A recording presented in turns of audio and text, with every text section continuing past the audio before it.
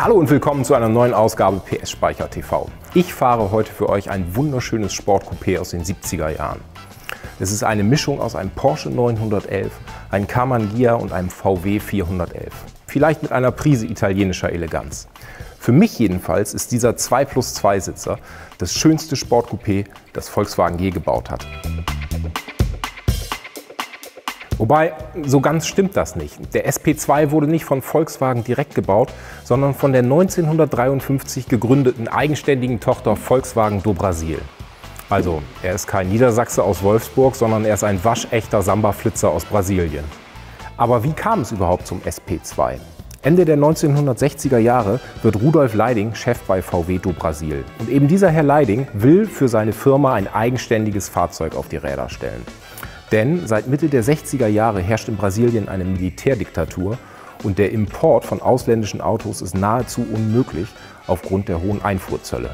Bei der Konstruktion des VW SP2 plünderten die Ingenieure das VW-Teileregal. Die Vorderachse stammt nahezu unverändert vom Typ 1, also vom Käfer.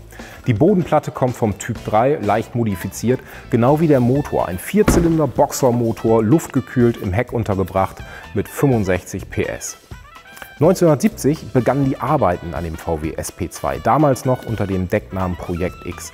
Und bereits 2 Jahre später konnten die Brasilianer ihren SP2 beim Händler kaufen. Billig war ein SP2 allerdings nicht. Umgerechnet 16.000 D-Mark kostete das Coupé, an dem auch Karmann do Brasil beteiligt war, das Tochterunternehmen des Osnabrücker Karosseriebauers Karmann. Trotz der Möglichkeiten zur Großserienproduktion verließen maximal 24 Fahrzeuge die Werkshallen pro Tag. Insgesamt wurden bis zum Produktionsende 1976 nur knapp über 10.000 Fahrzeuge fertiggestellt. Also damals wie heute ein absoluter Exot auf den Straßen. Von diesen 10.000 Fahrzeugen wurden nur wenige hundert exportiert, unter anderem in die Dominikanische Republik und nach Afrika und einige wenige auch auf die Kanarischen Inseln. Und da stammt unser Exemplar her, Baujahr 1976. Und mit dem gehe ich jetzt endlich mal auf Tour.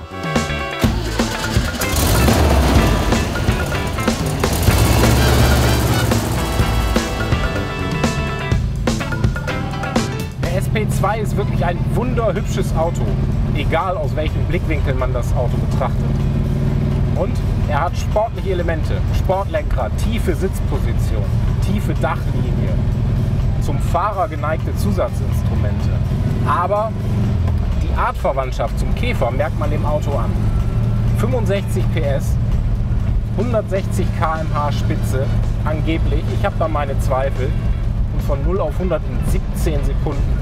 Das ist nicht alles sehr sportlich.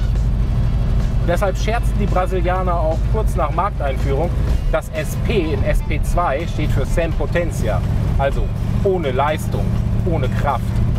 Tatsächlich steht das SP aber für São Paulo.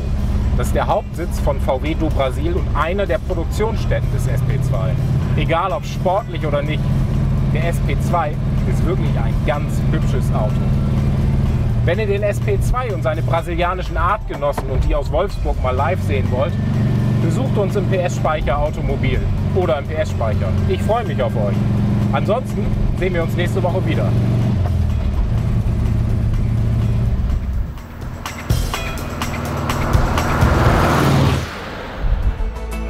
Unterstützen Sie den PS Speicher und werden Sie Mitglied bei den Förderfreunden PS Speicher.